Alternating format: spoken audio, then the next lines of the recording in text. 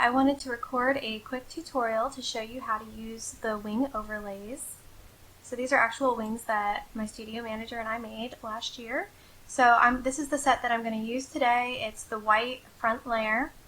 And then here's an image that I shot of a model this summer. So let's add some wings to her outfit.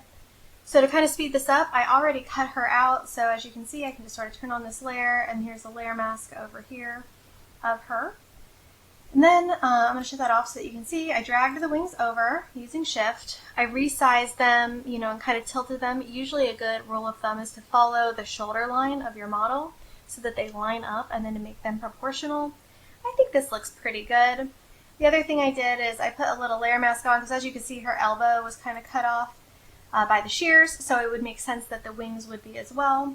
So I went ahead and added that layer mask. Next I added a levels layer.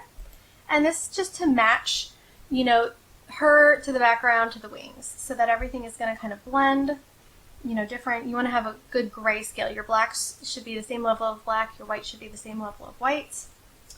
Then I added some curves layers and I did a gradient. So you just hold your G key. You can see my light is coming from the right side of the shear here, so it makes sense that it would kind of fall across the wings in a gradient. And it also makes sense that there'd be a darker spot right here because this is where her body's going to be. So let's turn that on. You can kind of see that. And then I decided to turn the wings yellow just by adding a yellow layer, turning the blend mode to color so it matches her lingerie. And then let's turn on our layer of her. And there you have it. There's a shadow for where she should be. The light is falling right across them. They're about the right size. I would maybe desaturate these a little bit just so it blends a little better.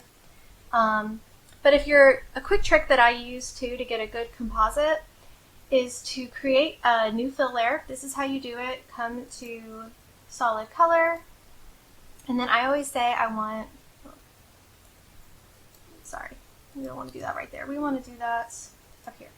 So, okay, solid color, 0 on the hue, 0 on the sat, and 50 for the black. Okay, and then this is what I use as a helper layer. So turn the blend mode to hue, and you can see, okay, it about matches her. Our midtones look like they match, our whites look like they match, the highlights, and our blacks look like they match too. You don't want to have them too disparate. Then you can also go into the luminosity, and it looks like it's just about the right color. Maybe these are hair saturated, but it matches on this side of the image. All of our colors blend well. So this is just kind of a quick and easy way to help your eye see the image and help it blend better when you're creating a composite.